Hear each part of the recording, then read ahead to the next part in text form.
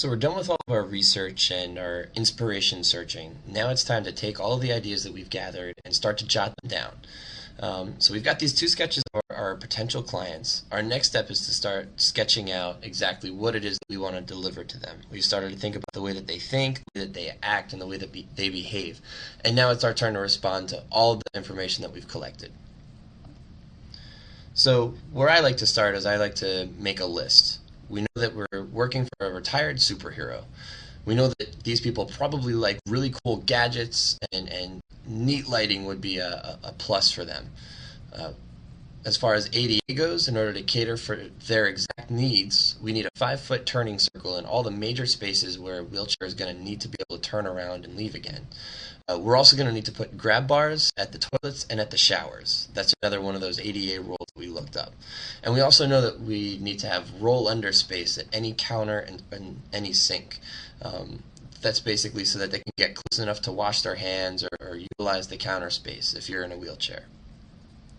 So our next step is to just do some sketches. These are some pretty final looking sketches that are rendered and colored afterward.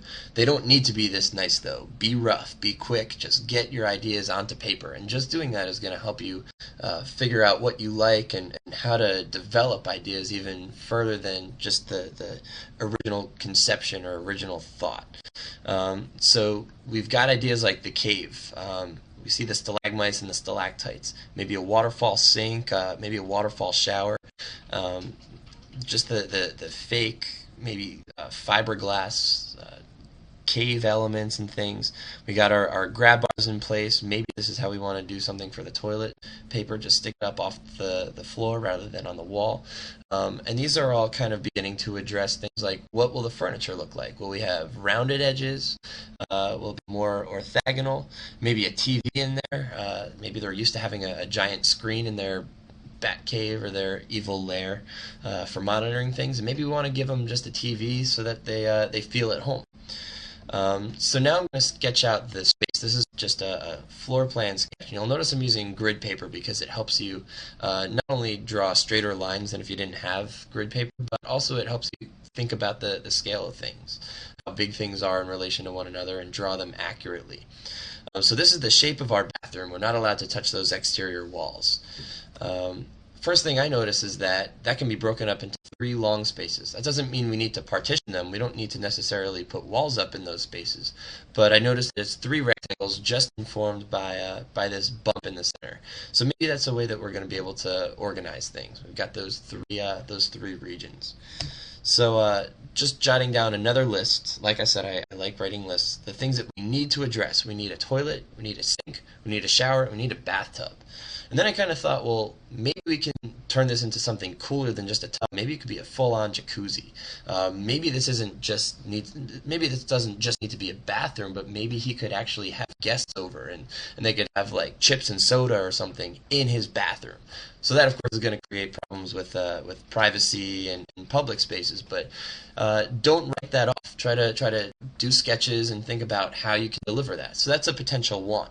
Other potential wants, maybe a TV in there. And then, of course, we definitely want something cool like a glass wall with some really sweet lighting, right? So now we hit the sketchbook and we start jotting down any ideas that come to mind, any possible arrangements that follow this idea. So there's the several hours later side of architecture. You're going to be sitting at your desk sketching and slaving over finding the perfect arrangement to get the coolest bathroom for your client that you can. So several hours later, we arrive at a scheme that addresses these needs and wants, right? So we've got our toilet, we've got our shower, we've got our sink, and our bathtub is going to be a jacuzzi that's tucked in his back corner. And then you'll notice that we stuck with this original idea of keeping the 3 spaces as rules or guidelines. So we've got a curved wall here that could possibly be the glass block wall. Get some cool lighting in there, maybe some blue LEDs or something. We've got a countertop, and then if you look at this little diagram here, this is something that I like to do every step of the way just to help you understand your own work, right? So we understand this space as a public or maybe party space. All those superhero friends or supervillain friends could come over, sit in the jacuzzi. Maybe we'll have a TV on the wall, or I think I might have found a jacuzzi that actually has a TV inside of it. Or we could design one that way. The sky's the limit. Don't limit yourself just because it's not something that's readily available.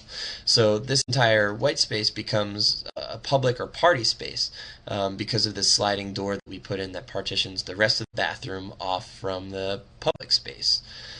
So when this door is closed, we've got our toilet space with our grab bars behind and next to the toilet. And then in our shower space is a roll-in shower, so there's no it's just a flat floor that you roll a wheelchair right into. And again, we've got our grab bars and a towel rack immediately next to the shower and a sink. And we need to make sure that all of these countertops that we put in are they do have the clear space below that we could roll directly into.